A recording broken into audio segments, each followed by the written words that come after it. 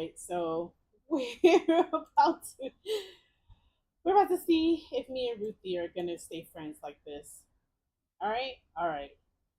You keep one hand on the rail as you walk. Over the next few hours, you search as far down this D deck, where your group's cabins are located. You can't find Thomas anywhere, but there is every chance that you just missed him, or that he's on a lower deck, investigating the woman's disappearance. At dinner, you watch the doors, certain every time they open that Thomas will be the one entering the dining hall.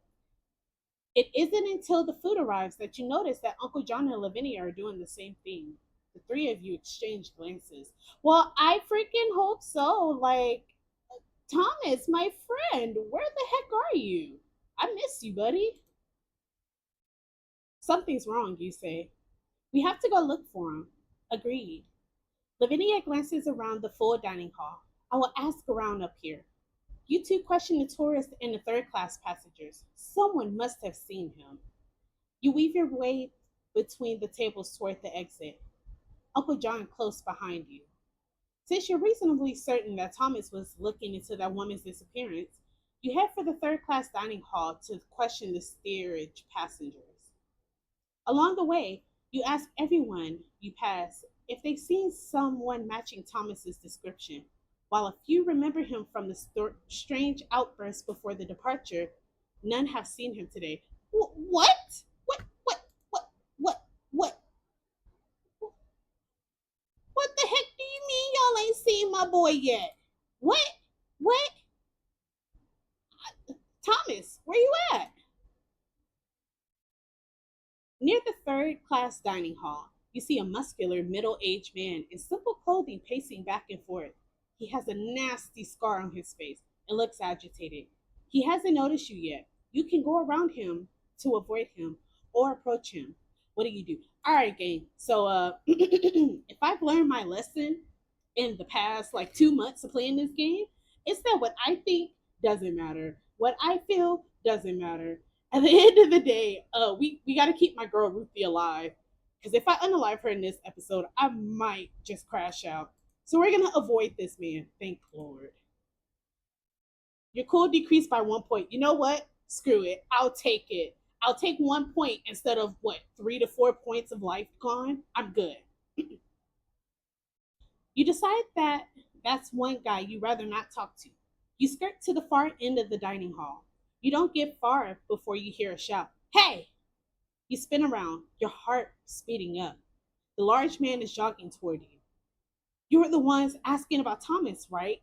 He says in a strong Brooklynite Brooklynite accent. Oh, that's a weird way of saying it. Okay. Yes, have you seen him? You ask. He nods. You feel a pang of shame at the thought that you might have avoided this man. A possible lead to Thomas simply because of the way he looked. All right, Chad. I'm sorry. Forgive me. I I too am afraid of big strong men with tattoos. Sometimes. A lot of the times they're like the nicest people. They really are. But I too get scared because people's heights and everything, they intimidate me. I'm a short queen, so yeah. But I shouldn't be feeling like that. But that's all right. That's all right. He was helping me find out what happened to my wife. Oh, Chad. Oh my gosh. Oh my gosh. Y'all. So the wife is the lady who got unalived on the boat like a couple of days ago or so. Holy mackerel. Yeah, I'm thoroughly enjoying this. Let's continue. The man looks down quickly and clears his throat. Sorry, name's Bill Moretti. It's been a rough couple of days. Oh, Moretti. His wife's last name was Moretti. Right. Okay. I'm locking in, chat. I'm locking in. Yes, of course, says Uncle John. John Chilcott and my niece, Ruth. Has anyone found your wife yet?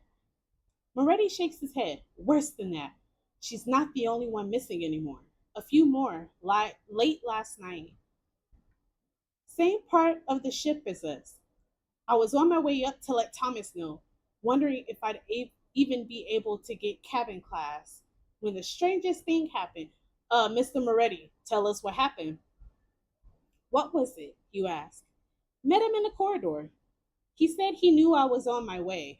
Oh, he's finding out about Thomas's power. Okay. Yeah. We love it. We love it.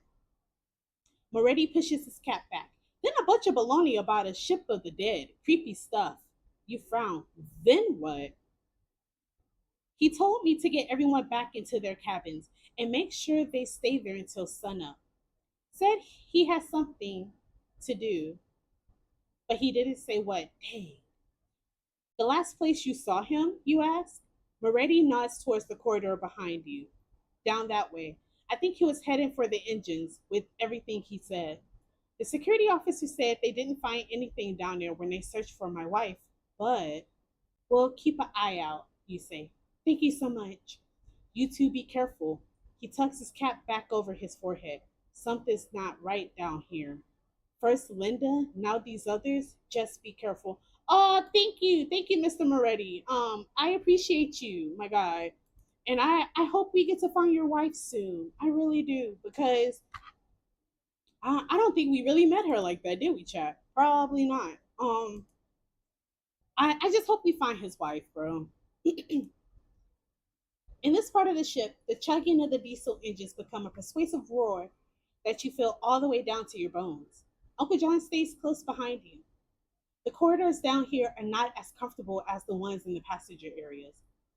Though they are clean, pipes crowd the ceiling, making the space even more util- util- utilitarian. Jesus. You feel the thrill of trespassing behind the scenes.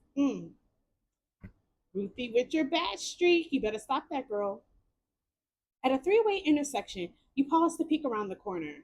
The engine room lies that way, but you see a pair of crew members standing outside, talking, almost shouting to be heard over the engines. You stop in your tracks.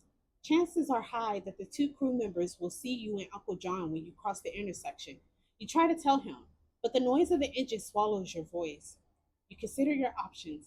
You can use an invisibility spell and ask your uncle to do the same for himself. You could then slip by, or you could use an illusion to distract the two men. Perhaps an illusion of yourself and Uncle John down another corridor. Finally, you could just conserve your mana and simply walk through the intersection as though you belong here. Finally, you could just wait to see if they leave. Oh, dear Lord. Guys, we have four choices, and I am not too sure which of the four choices I want to do. Um, let's do uh sheesh. Let's do an invisibility spell. Hey! Our mana only decreased by 3 points, but our cool increased by two. And we didn't lose any life, so I call that a win. You signal your uncle to watch you. For the first time since the initiation, you close your eyes and reach for the magic. It feels different now, less of an unknown mystery and more like the mind of a great fish. You would almost swear that it has some kind of sentience, but it seems more willing to work with you again. Oh, heck yeah. You guide the magic rather than forcing it, leaving it around yourself to become less noticeable. If it works, the crew should perceive you as someone who belongs down here, or at least for the brief time they might see you. When you open your eyes, Uncle John nods at you. You feel a crackle of magical energy around him, and a moment later, he seems to be much harder to look at. Your eyes just slide past him. You hurry through the intersection, then let the illusion drop. With no idea what you might encounter down here, you rather conserve the energy. Our mana decreased by 1 point, guys. This is really good because I am so tired of losing my mana so fast. So we're gonna keep going. The narrow corridor leads you further down toward the bow, at least as far as you can tell. The thrum of the engines follow you, but grows less deafening with each step. Good. As you pass the door to the cargo hold, You notice a metal rod wedged into the handle, keeping the door shut. A small brownish red streak marks the white paint above the rod, rust or food coloring. Probably a mixture of both, honestly. You pull the rod free, but hold onto it for now. The door clinks as you push the handle down. You pull it open, then slip into the darkened hole beyond. Uncle John follows. You check for your flashlight. It's gone. Now you remember leaving it in your cabin. As you were preparing for dinner, it didn't seem proper to take. Oh, jeez, Louise. Poor girl. After a moment's focus, a ball of warm light hovers over your palm. Let's have a quick look around. Uncle John eases the door shut. You nod. A maze of crates leads you deeper into the cargo hold. At some point, your uncles get separated from you. This does not seem like a good idea, and you're considering calling out to him when somewhere ahead a shuffled footstep scrapes the floor. Oh gosh. It could be Thomas, on the other hand. It very well might not. What do you do? Okay, gang. So I am not. I'm not going to creep toward the noise. We're not doing that. Because honestly, we don't need to. I don't feel like that our life will be okay if we crept to it. I'm not calling out to Uncle John because again, we just heard a creepy noise. We're not going through that. We're gonna hold still and wait. And look at that, y'all. No loss of anything, no gain of anything. We're just neutral. You hold your position and listen. A gasp off to your left. You turn that way, holding your light thigh. What? Your light high, Lord. Something large shuffles past. At the edge of your pool of light, though you couldn't see anything definite, you have the impression that it was a person, either a woman or a slight framed man. How can someone move in the dark, you wonder? You remain quiet, continuing to listen. Slow footsteps from another direction. Someone else, you think. They draw closer. They come to a stop at the edge of the light. A pair of scuffed leather shoes, gray trouser legs. Your palms sweat against the metal bar. You take a step forward. Thomas shields his eyes from the light. Food coloring cakes the hair on the left side of his head. Thomas, are you all right? We've been looking everywhere for you. Bro. Thomas, you done dang on gave me a freaking heart attack. You can't be doing that to me and Ruth. The hell? But I'm so glad he's okay, y'all. We love you, Thomas. Stick with us. Don't be exploring shit by yourself. Stick with us. You take a step toward him and he backs away. Wait. He raises his hands in a defensive gesture. Wait, saw this. I saw. He glances downward. His eye ticks back and forth as though he were reading something. I don't know. What did you see? You keep your voice as soft as possible. He looks like he might bolt at the slightest thing. I don't. He grunts in frustration. Dreamed about Moretti. No time. He told us. You had a vision after you met him, right? Thomas nods quickly. The dead rising in a labyrinth, noise, roaring. The engine room? You ask? Near it. Couldn't. He screams and doubles over. Oh my gosh. You take the opportunity to get closer. You place a calming hand on his arm. They keep coming. Soon. It happens soon. Oh Jesus. Guys, we're gonna get attacked by the unalived. I'm a little terrified. Come on, you say softly. You'll feel better someplace else. It's creepy down here. A low groan rises from the darkness, far away, too soft for you to tell if it's anything other than the normal sounds of the ship. Nah, Ruthie, you know dang on well that ain't the sounds of a ship. You know dang well that that's the unalived, ready to eat y'all. You head back the way you came, with Thomas in tow.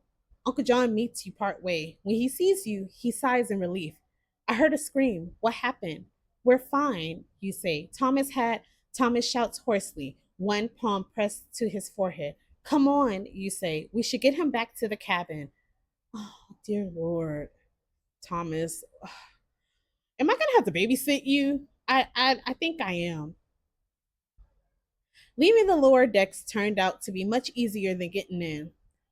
When you do run across a member of the engine room crew, you explain that you came down to search for your friend, who is clearly not feeling well. The man is only too happy to lead you back up to D deck. In the men's cabin, you lead Thomas to a seat at the table. He flops down in it, staring straight ahead. You sit across from him, while Uncle John goes to find Lavinia. What happened? You ask. Got away.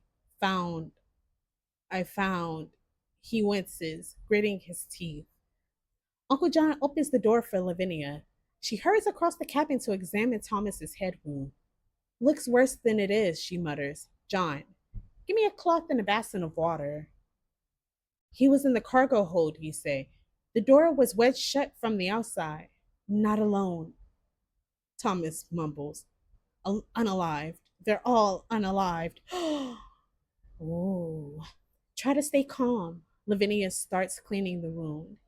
Do you remember how this happened? Were you attacked or did you fall? The unalive. I see them rising soon. Frowning, Lavinia places one hand over the lump on the side of his head. A soothing energy builds around her. When she lifts her hand, the swelling has gone down. This happened several hours ago, she says. Thomas gives a wordless shout. He shut his eyes, mumbling something about an unalive ship.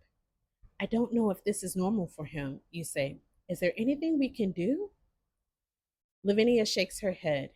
If he's still having the visions when we went to Liverpool, I may be able to help, but right now I lack the proper ingredients. It must be linked to the other disappearances, Uncle John says. We need to find out what he knows before anyone else goes missing. I don't even know how many people went missing, y'all. I don't. All right, let's continue. Let him rest for now. Lavinia cleans her hands. We'll find out more in the morning. It would have to be left to the ship's security until then. Maybe we could keep watch, you stand, brimming with energy, just near the third class cabins. No need for that, Lavinia says. When I spoke with the steward earlier, he mentioned that the regular patrols of the passenger areas will begin tonight. He wouldn't say how many have vanished, but it seems to have been enough to cause a good deal of concern. Did you learn anything else? You ask. I prodded, but the man wouldn't budge, incredibly stubborn. She pushes a stray lock of hair back into her bun. He did say that there would be an announcement over breakfast tomorrow morning, but refused to say any more on the subject. Dang. I'm feeling a little nosy. I want to know what he said. Lavinia glances at the clock on the nightstand, and now, I really think it's time we retire. Come along, dear. You say goodnight to Uncle John and Thomas, though the latter doesn't seem to hear you. With the last worried look at him, you follow Lavinia through the connecting door to your own cabin. You lie awake long into the night, wincing every time you hear Thomas shout. The unanswered questions play over and over in your mind. Who attacked Thomas and locked him in a cargo hold? What happened to the other missing passengers? Is there any of this linked to the attacks in New York or to the relic nestled in the cabin safe? As you drift off, the last thing in your mind is the image of a large headed idol. The stone eyelids open, unleashing a red light that stares into the depths of your being. Guys, oh my gosh. So I I, I think y'all we're guys, I I just I'm speechless. I think that idol has a lot more power than I thought initially. And I'm just confuzzled, confuffled, everything in between. I want to know more. I want to know more. I really, really, really want to know more about what's going on. But guys, we got two more lives and we got three more minutes. And Kagome is doing a great job of keeping the crew alive. Finally, an episode where Ruthie does it unalive. Yippee! But let's see if I can keep them alive in the next episode. So until then, we will catch you guys later on. Thank you so much for joining. Au revoir, Jewel Shards.